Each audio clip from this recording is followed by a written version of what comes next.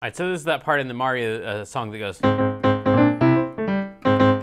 Right, so the first part's very easy. You just find a C. That means you find any group of 2 black notes, and then the note right below that is going to be a C, and you're just going to play that note, and then up 1, and then up 1. The part that makes it sound so cool is when you add in these notes down here. So this is an A flat. This is the note that's in the middle of a group of 3 black notes, and you go up to the next black note, and then you're gonna go up to that C. That's the same note that we found up here, the one that's right below a group of 2 black notes. So when you do that together, and that's found all over the place, not just in Mario, but in other songs too. Good luck, have fun.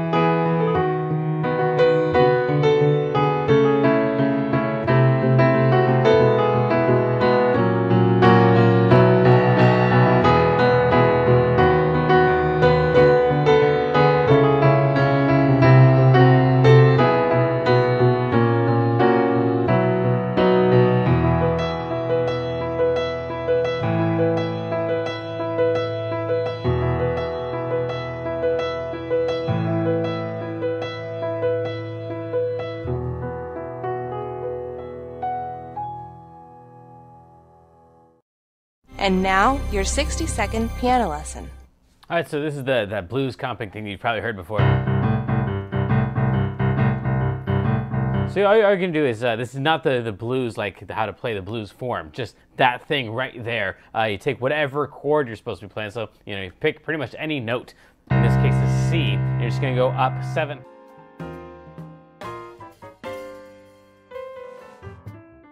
Welcome back to LearnPianoLive.com. My name is Jamin, and as you can tell from the countdown clock, the lesson is about to get started. In case you're new with us, there's a few things I'd like to show you to help you throughout the lesson. Today we're writing songs. Everybody, I'm writing songs, you're writing songs, everybody's writing their own songs, and this is truly for all levels, so anyone can write a great song. You are going to write a great song. Depending on your skill level, you may not be able to play the song at the end of the lesson that you've written, but at least you'll have something you could pass off to one of your musician friends and have them play the song for you that you wrote. So that's the goal today, is to write a song and understand how they're put together. You'll hear lots of talk about chords and about keys, so it helps if you have some knowledge about that. But there are really three parts: the chords, the melody, and the lyrics, and you can just do one of those parts. You don't have to do all three of them. And I should also throw in here, there's many ways to write a song. So this is not the right way to do it. This is just a way that I think is easy to get started on and for me to show you how to do on your own. These lessons are always guided and shaped by your questions, and if you're live with us today, there's a couple different ways you can do that. One is in the public live chat, and the other is the Ask Jamin a Question button, where you can ask me a question privately, and I won't share your identity in case you're afraid that your question is stupid. But it's not. If you're in the archives, though, then just open up the survey. At the end of that, there's a place where you can ask your question. I will say I frequently get questions from students in the archives watching a lesson from 6 months ago, and I have no idea what they're talking about. So please try to be as specific as possible. If you're watching this at LearnPianoLive.com, there should be a PDF and an MP3 button right next to this video. The PDF will often have additional video links inside, so you can get more in-depth instruction on each of the topics. And if you're the kind of person who likes to print out the PDF so you can make the same notes on your physical version as I'm making during the lesson, now would be the time to do that. The MP3 is just a play-along track so you can practice more after the lesson. In traditional lessons, a teacher is going to actually present some new concept for maybe 5 or 10 minutes every couple weeks. The rest of the time is going to be spent applying and refining those concepts. Well, here I'm spouting off hours of new information every week, so it's totally unreasonable to expect you to actually absorb all of that. Instead, the goal of these live lessons is for you to find some little nugget of something that makes sense, but is a bit of a challenge, and for you to go practice it, because practice is where all the improvement's going to happen. So don't feel bad if you have to leave the live lesson when you find that little thing that you're going to practice. And of course, if I'm going too fast, you can always rewind the live lessons or replay in the archives as much as you want. If these live lessons start feeling random or meandering, it's because they are, on purpose. So if you're the kind of person who wants classical training with a step-by-step method, then you're going to want to check out Kloppel Academy on the website. It's included in your live lesson subscription, so you can do both or either. And the upper levels are seriously hard work, but it's going to take you all the way from ground zero all the way up to being ready to enter any major music college as a piano major in classical or jazz. And thankfully, I think that's about all we need to cover before the lesson. So if you'd stick around afterwards and fill out the survey, I would love your feedback. But for now, let's have some fun and make some music.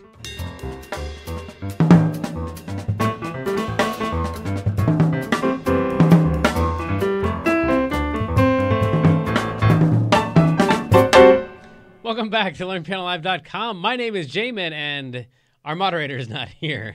So anyway, she's out. I guess she did not share the reason why. I will leave that up to her. But what we do know is that I'm going to try to run the cameras and the chat and do the lesson. I am at least half decent at least one of those. So we'll see what we come up with. But definitely the song that we do is manageable. So let's take a look. First, just playing through the song in case you haven't watched any of the other lessons related to this series. Then the song that we're talking about is Chestnuts Roasting on an Open Fire, also known as the Christmas song. I think that's the name of it, but that seems like, man, if you're the person who wrote the song and you're just like, yeah, this is the Christmas song, man, you got some guts.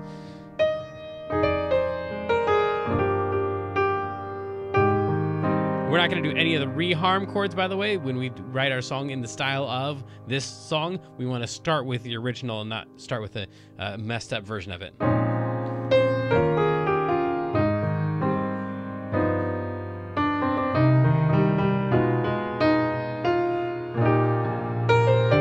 If you don't know what's going on yet, that's all right, too. It'll make more sense in a second. I'm just playing through the song first so we can write a song in the style of this thing.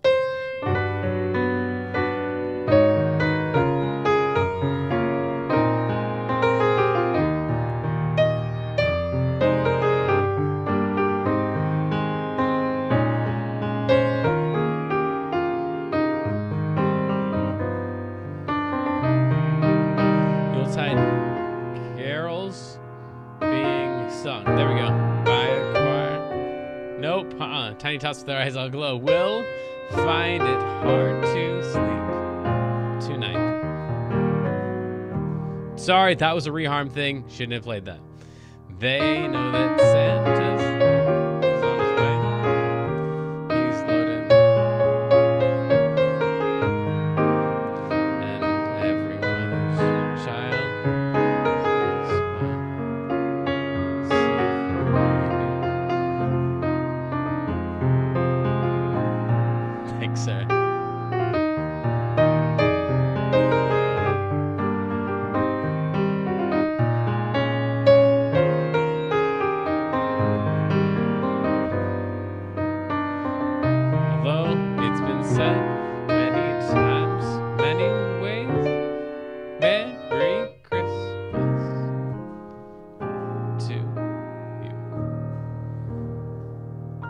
Okay, cool. So we want to write a song that is definitely not that song, but is in the style of that song. So the goal, again, is so when we do the in the style of, not only is this a songwriting thing where you learn to write your own songs, but you also learn the key components of other songs so you can eventually do this on your own. You can just listen to a song and kind of pick out the important parts, steal those, and then go do your own thing kind of based on that without a direct plagiarism thingamajigger happening.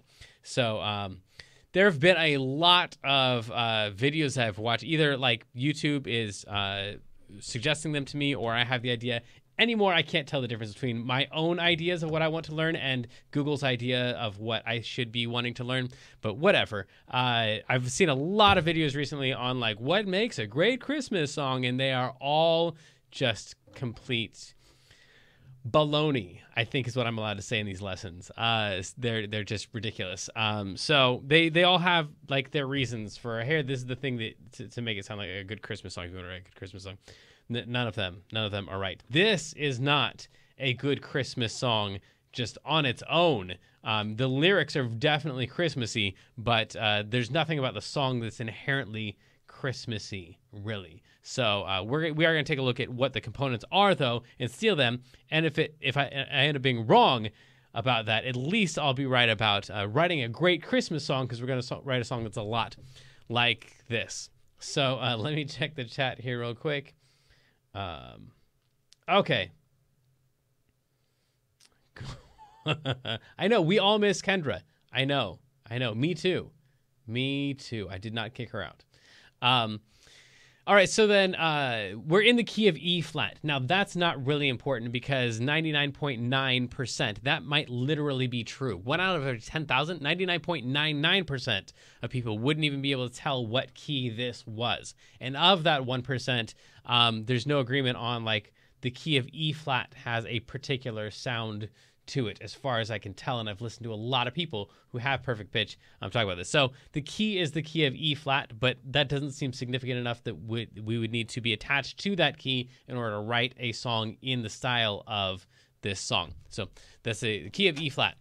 Let's take a look at these different sections. We have talked a lot about what happens already in the lesson series, but not as far as like what we want to steal. We were just kind of analyzing, here's what happens here and here's what happens there. So let's talk about this thing. It's really broken up into, we talked about the AABA format, and really what we have is this section right here. We'll call that the A section, and that shows up again right here. Slightly different ending on each of these, starting right here.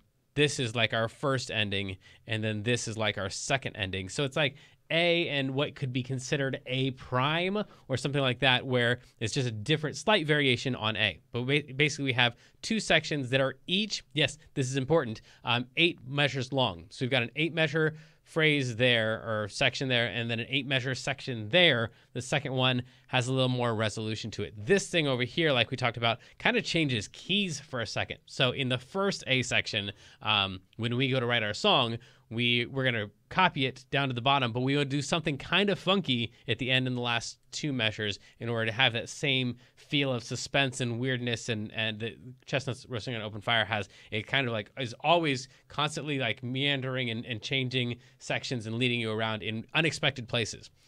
Of course, you've heard it a million times now. So by unexpected, I just mean they're not traditional moves that you would make. The first few times you hear the song, it'd be very disorienting, probably. So then we have this section right here, which we would call the B section, and that's also 8 measures long. So we got an 8 measure something else, and we've got weird key changes in there too. This beginning part can kind of be in a different key. We've talked about this before, and when I tried to do the cover of the song in that lesson, like I tried to change keys there, and it just was not happening because it's still kind of rooted in the original key. However, down here, we do all kinds of craziness. So down here, when we get to our B section, we'll do something slightly different right here, and then extremely different right there. Then at the end, we've got the same A prime that we had before. So this is going to be an 8-bar phrase that's the same as what we did before. This should be the exact same thing as this right here, really. So again, we've got A, B, A, 8 measures on each section. Well, let's start copying some stuff down. Well, let's write out some chords here. We can do this in the key of C to make it easier for all of you. Again, it doesn't matter really what key you do these things in. When you go to copy somebody else's song, almost nobody can tell that you're not in the original key unless they're played back to back. So this is our A section. This is our A prime. This is our B section. This is A prime again. So I'm going to just delete this part right in here, and I'm just going to send us back up to the A prime. Let's be in the key of C to make this easy on everybody. And we want to do something relatively normal at the end of the first A section right here. We want to do something normal there and something kind of funky right there. And then over here, we're going to do something kind of funky and something extremely funky right there. Then we'll come back and we'll play the A prime section again. Let me label these for you, make that a little bit easier. A prime, and B. So already we've got the format of this thing. If we go about the same pace, I think 115 was the beats per minute that we said the song was before. Of course, different people do it at different speeds. And the feel of it, whether it's straight or swung. Again, it's going to really depend on the version that you listen to.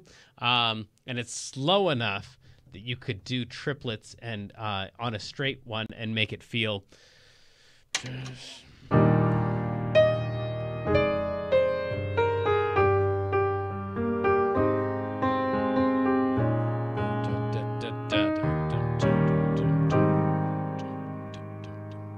yeah, I'm kind of doing it swung. Ba ba da ba ba ba. Chestnuts roasting. This would be straight. Jack Frost nipping at your 1 and 2 and 3 and 4 and 1 and then the swung version again kind of has 3 beats in.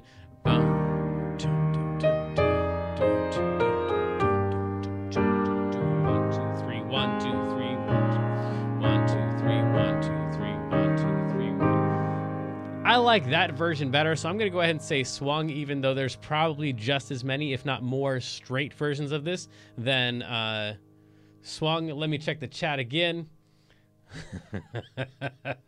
And none of this is helpful to the lesson. All right, cool. Whatevs. All right, we'll keep going. The time signature, like we just discussed, could either be 4 or it could also be 12. 1, 2, 3, 4, 5, 6. 1, 2, 3, 4, 5, 6, 7, 8, 9, 10, 11, 12. 1, 2, 3, 4, 5, 6, 7, 8, 9. So either a 4, a swung 4, or a 12, or you could do it as a straight 4. Man, if that didn't make any sense, let me know. I do have the chats open. If you chat on the site, that's usually a lot more focused on the lesson, and I'll get be able to get to your question a lot easier than on YouTube, where currently we're talking about the philosophy and of something and new YouTube channels.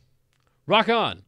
So section sizes, we already talked about that. It is 4 8 measure sections. AABA is the format, and then we were talking about keys. So let's once again focus in on this section here. We've got something weird going on there, and then over here, we've got something really weird going on there. Real quick here, let's talk about this thing right here. The end of this is, and you've already noticed this if you're doing any of the reharm stuff, where it seems like on the reharmonizations, when you're first getting into it, everybody feels like, well, I've got a chord right here and I want to change this chord. What could I change it to that would be cool? But the more reharms you do, the less you start thinking about the chord that you're on, and the more you start thinking about, well, in 4 chords, in 4 measures, I've got this chord coming up. What could I do that would lead into that thing really well? So we're going to kind of do the same thing here. We're going to take a look at not the chords that are happening per se, but where they're leading and what are the key points in the song. This is one of them. This is a 3, 6, 2, 5, 1. And that is a thing. Definitely a thing. If you have taken the Circle of Fifths workshop, then you're very familiar with 3, 6, 2, 5, 1. If you're just here for a bunch of lessons, you know, I keep saying this thing and you keep intending to go to that workshop, but the stupid thing's like an hour and a half long or something, so you keep putting it off. That's fine. That's reasonable. As long as you understand 3, 6, 2, 5, 1 is kind of a thing. It's basically a really long way to get back to the 1 chord. We want the 1 chord to happen right here. And by the 1 chord, I mean the first chord in the key. In the key of E flat, the 1 chord is E flat. We're going to be in the key of C, so our 1 chord is going to be a C. So we're going to start on a C. Let's go back to the first A section. We're going to start on a C right there. That's our 1 chord. And then at the end of the A prime section, we want to land on a C. So back to our thing over here. We've got important chords are a C right there. And then the fact that we would land on a C right there, we could just do a 2, 5, 1 if we wanted to. Right here, that'd be a D minor to G to C. Again, 2 in the key of C. If that's a 1, that'd be a 2.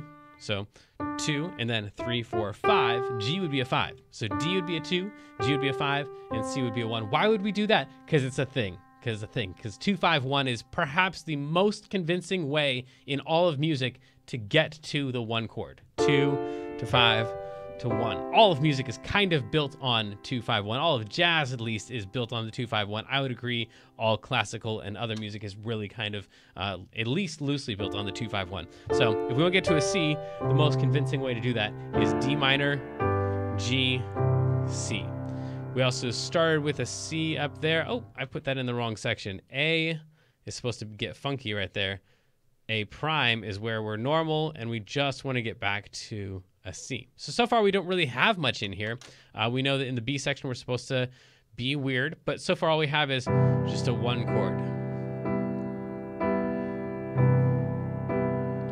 So let's start throwing some chords in here. We could just use any of the chords here in the key of C. And this is normally where I throw it to Kendra and say, hey, come up with some random chords. But instead, I'm just going to put in some random chords. You're at home. If this is your first time with us, then you're going to go, well, how did he know those are the right chords? And I'm going to say, I picked them randomly. And you're going to say, baloney, I don't believe you. And if you're here for any other lessons, you know I'm really just picking these pretty randomly.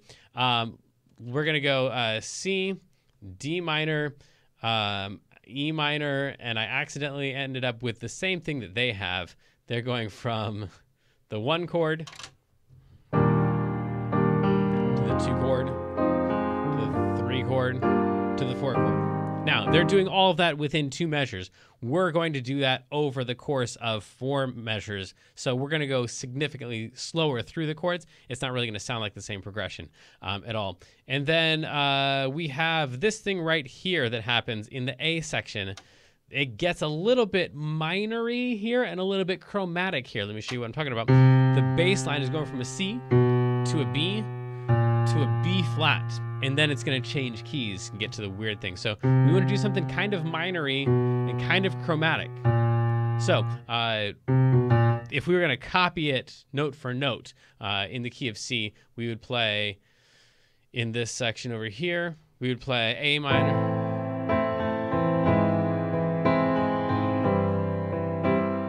But instead, let's do it on a different minor chord. Let's pick a D minor chord. and do the same thing on D minor. So we're not really stealing all the same numbers. So D minor, we'll go D flat, augmented, F over C to G over B. So this is just taking that note down and trying to find some chord in the right hand that would include that bass note and make that bass note not sound so super weird. Okay, so far our song is 1, 2, 3, 4. 2, 3, 4. 2, 3, 4. 2, 3, 4. 2, 3.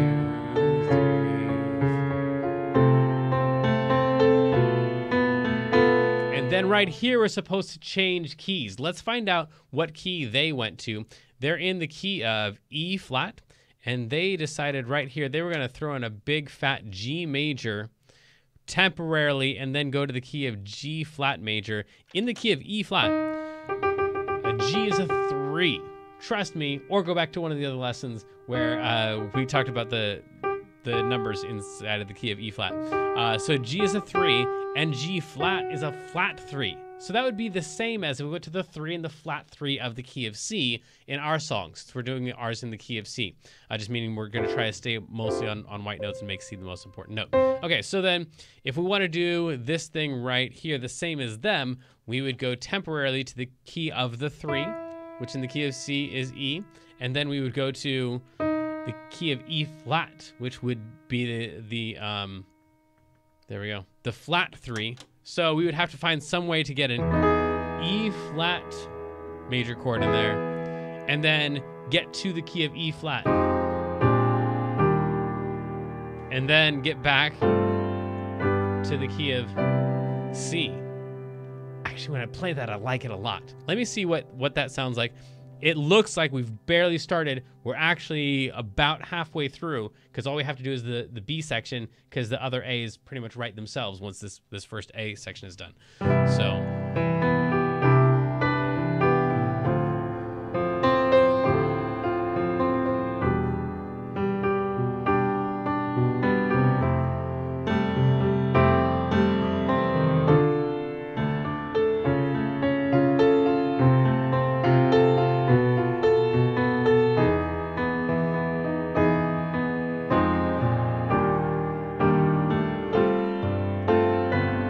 I do like it. It sounds too much like the original. Honestly, the key of E, just jumping into the key of E right there, sounds too much like the original song. So we're going to go to some other key. Now, we're already on a G over B.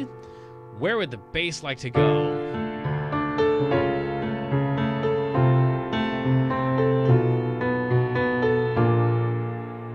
I think it'd like to go to a B flat, or playing a G minor. So we get that B flat in there. So we could go 2, 5, 1. Again, 2, 5, 1 is a thing in the key of F, because that's kind of where that B flat leads us. That'd be the 2 to the 5 to the 1. So right there, I'm going to change that G into a G minor. We'd go to a C7 to F. And that feels, at that point, like the key of F. In order to get to the key of C, what would we do? What's the most convincing move to get to the key of C? It's a set of 3 numbers. It's a 2, 5, 1. A 2, 5, 1 in the key of C, once again, is D minor, G, C. We've already done that. If that's all you get out of this lesson, is that a 2, 5, 1 is an important thing, and maybe that D minor to G to C is the 2, 5, 1 in the key of C, great, cool. That was totally worth it right there. Trust me. Okay, cool. So we're in the key of F right here, and then we're going to get back to the key of C by going D minor, G, and then once again, the whole rest of A prime is going to write itself, because we're just going to copy all that stuff down. D minor, E minor to F. That's supposed to be an F up there. It just looks like half of a hashtag. Sorry. D minor, D flat augmented, F over C, G over B, and then D minor, G, C at the end. So here is our fake Chestnuts Roasting on Open Fire. This is not a reharm of the song. We're not stealing any of the same chords. We're not in the same key. We're not making the same moves at the same time. The closest thing that we have is the beginning part right there that uses the same motion, the same direction of chords, but it's an entirely different pace. So here we go.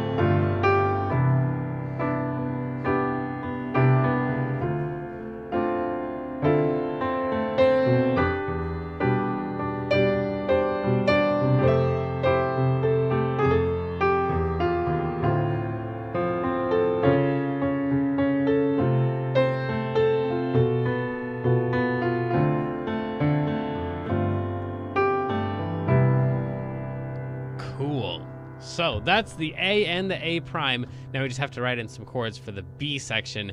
The only rules here are really change keys a lot of times. The beginning of it, I kind of want to steal from the other thing because it's just 2-5-2-5, but it's a 2-5 of the key of the 4. So in other words, in the key of E flat, the 4 is 1, 2, 3, 4, A flat. So if we went 2-5 into an A flat, it'd be B flat, E flat, A flat. That'd be the 2-5-1 of A flat, and A flat is the 4 of E flat. I know it's a lot of numbers and a lot of letters to follow, but so it's going B flat minor to E flat, B flat minor to E flat. And again, we went through this in detail on the reharm lesson because I kept trying to change those chords and I just couldn't do anything about it. So the 2 to the 5 to the 2 to the 5 to the 2 to the 5 to the 1. Let's go ahead and go 2 to 5 to 2 to 5 to 2 to 5 of something else that is not the 4. I'm not going to like it as much, but that way I'll feel like we're not really stealing as much. The only other major chord that we have is the G, the 5. So if we went G right here, then we would go 2-5, 2-5, 2-5, 1, and that would be A to D to A to D to A to D to G, because that's the 2 and the 5 of G if G is the 1.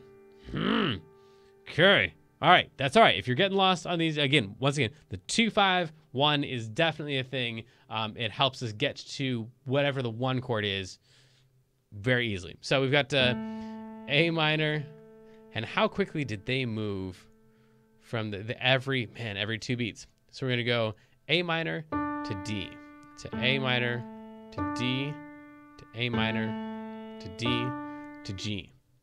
That's going to sound like this. 1, 2,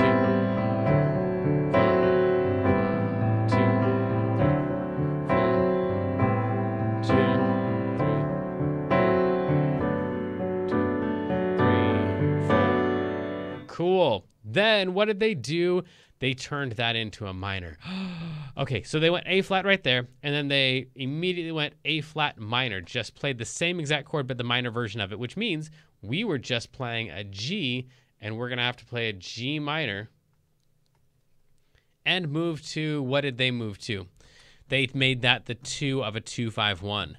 Man, that is some tricky stuff right there. So they took the A flat, which was the 1, and they said, if we made that into a minor chord and treat it like the 2, we could go 2, 5, 1, and that would land us on a G. And then at the end, they use a 2-5-1 to get back into the original key. Let me show you what that's going to be for us. G minor. Yep, they go 2 beats. G minor, if that's the 2, C would be the 5, and then F would be the 1. And then they go, Yeah, they did that weird thing there where they went half step down.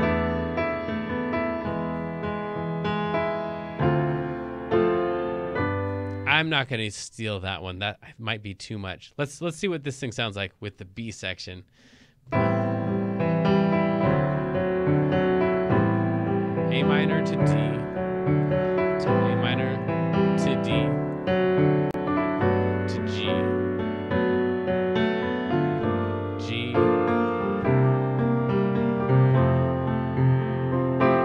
and then, yeah, it sounds exactly like it.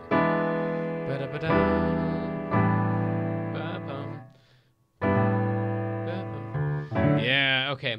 So they've got a really, really nice progression at the end of that. We're going to have one that's not as nice, but it's not going to be directly stolen as well. So in order to get into the C again, we're going to use a what? And you're saying, I don't know what it is, but he keeps saying 2-5-1. So I'm going to say 2-5-1, and you would be right. A 2-5-1 at the end of this to get back into C. 2-5-1. So we already know what those chords are going to be. We just have something that we need to fit into this section right here, and then we're done with the chords for the song. G minor, C to F.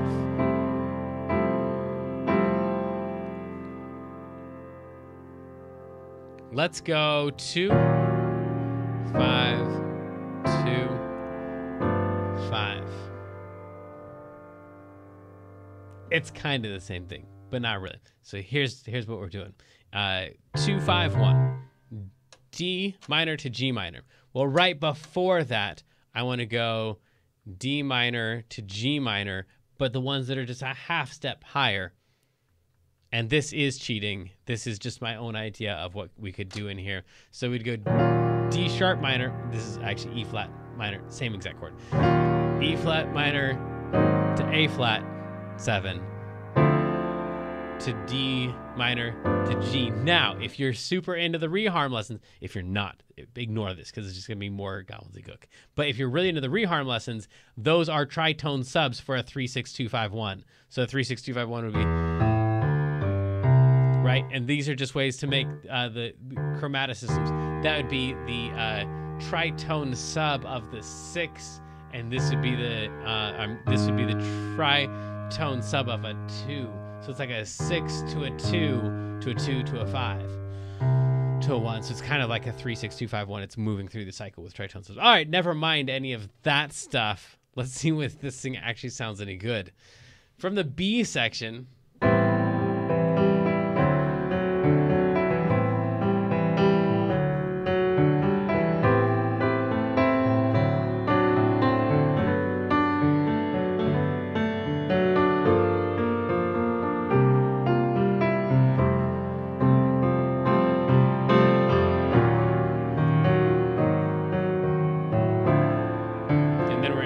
Section. And again, we're doing A prime.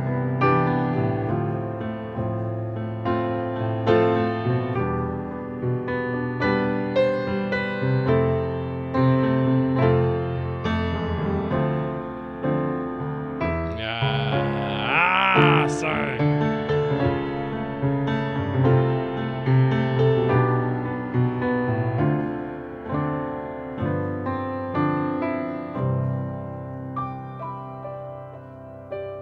That is not at all Chestnuts Roasting on Open Fire, but if you told me that that song was written by the same guy as the guy who wrote Chestnuts Roasting on Open Fire, I would think, man, that guy only really had one idea for a song, and while those aren't the same song at all, it definitely sounds like the same guy.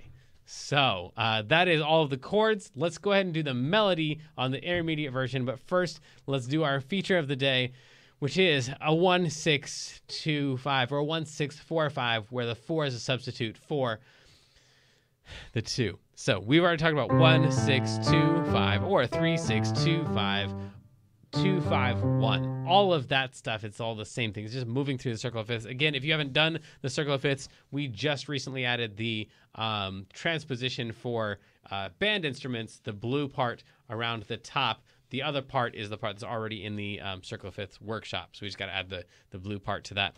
And you can, it's learnpianolive.com/circle of fifths, and it's free there. You can download that thing. And so in the key of C, it just means that this is 1, this would be 2, and 3, and 4, and 5, and 6, and 7, and 1. Maybe it's less confusing if I just do it with one hand. 1, 2, 3, 4, 5, 6, 7, 1. Okay, so then we've got the 1 chord, the 2 chord, the 3 chord, the 4 chord, the 5 chord, the 6 chord, the 7 chord. In any key, this is in the key of C, but in any key, if you go 1 to a 6, to a 4, to a 5, that might be like the top 5 progressions of all time. Right off the top of my head, it's definitely Heart and Soul. It's Unchained Melody.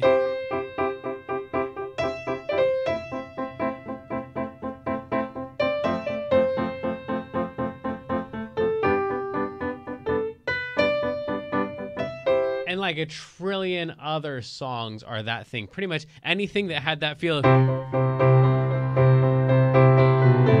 from like the 60s is definitely that thing, and then a bunch of other songs all the way up into modern pop. So 1, 6, 4, 5 is a thing in any key. Let's write some melody for this song that we have chords for and see what we can come up with. Let's go. So sadly, the lesson preview has come to an end, and it's time to say goodbye to everyone watching the free streams. Of course, paying subscribers at learnpianolive.com can continue watching this lesson and several hundred others like it in the archives. So come on over and check us out, and if you like what you saw, at least like and subscribe, and then tell your friends to head on over to learnpianolive.com to start enjoying this journey with us.